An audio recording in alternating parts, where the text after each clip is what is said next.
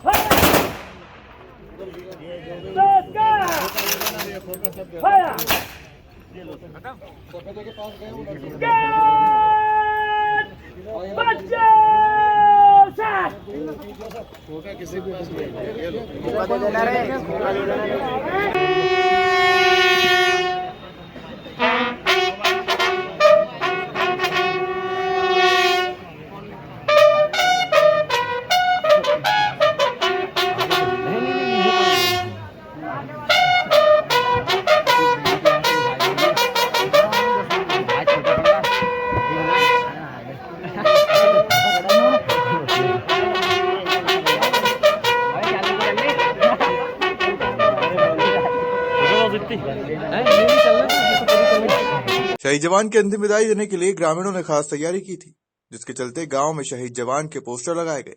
वहीं शव यात्रा मार्ग को फूलों से पाट दिया गया। क्षेत्रीय विधायक कुणाल चौधरी ने विधायक निधि से शहीद के परिजनों को 5 लाख रुपए की आर्थिक मदद की बात कही।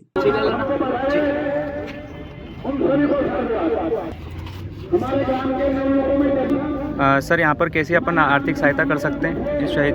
देखिए, जिस प्रकार से हमारा एक परिवार का साथी आज हमने खोया और जो देश की रक्षा के लिए अपनी शहादत को शहीद हुआ है, हम लोग मोरसिंह धनगर साहब को अपनी ओर से, पूरी विधानसभा की ओर से श्रद्धांजलि अर्पित करने यहाँ पे हजारों लोग यहाँ पे एकत्रित हुए।